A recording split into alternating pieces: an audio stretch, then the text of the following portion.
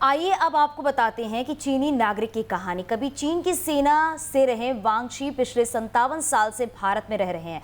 1963 के बाद 2017 में पहली बार चीन गए थे, 2018 में 2 बार गए, तीसरी बार मार्च 2019 तक का वीजा मिला था।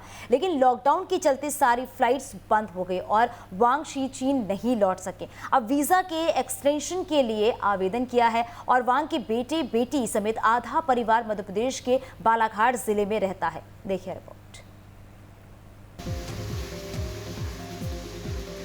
ये है वांग शी। वांग की जिंदगी किसी फिल्मी कहानी की तरह है। 1962 में भारत चीन के बीच हुए युद्ध में इनकी उम्र 22 साल थी और चीनी सेना में सर्वेयर की जिम्मेदारी संभाल रहे थे। युद्ध विराम के बाद 1963 में धोखे से भारत की सीमा में घुस आए, लेकिन पकड़े गए। फिर वांग 1963 से लेकर 1969 तक देश की अलग अलग जेलों में रहे। आखिरी ठिकाना बालाघाट जिले में तिरोड़ी गांव बना। मैं 62 का जब युद्ध हुआ था तब बॉर्डर में मैं रास्ता भटक गया था, तो यहाँ पे आ गया था और उसके बाद फिर मेरे को हर प्रकार के सब जेलों में रखा गया और 6-7 साल तक मेरे को जेलों में रखा गया।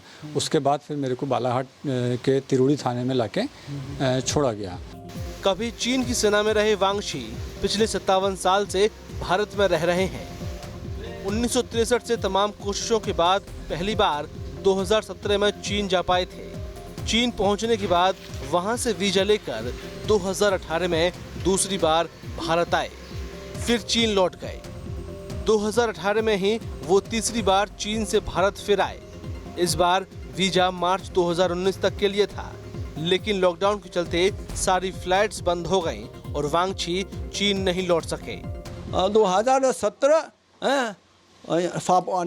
फरवरी तब अलाउ हो गया, इंडिया गवर्नमेंट से फिर हम चाइना भेजना का ऐना किया, तो हम बेचे 3 महीने तक हम चाइना लाया।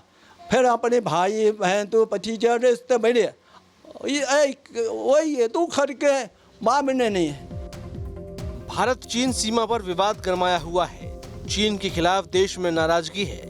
ऐसे में वांग शी और उनका परिवार दुआ कर रहा है कि विवाद जल्द से जल्द खत्म हो, दोनों देश के लोग प्यार से एक दूसरे के साथ रहें। जाहिर है कि वांग की कहानी फिल्म की कहानी जैसी लगती है, लेकिन हकीकत यही है कि वांग अब पूरी तरह भारत के रंग में रंग गए हैं। उन्हें छोड़ उनके परिवार में सभी भारतीय हैं। ऐसे में उन्हें उम्मीद है कि भारत चीन के संबंध आने वाले दिनों में बेहतर होंगे, जिससे वे चीन और भारत दोनों जगह रहने वाले अपने परिजनों से बगैर किसी मुश्किल से मुलाकात कर सकेंगे।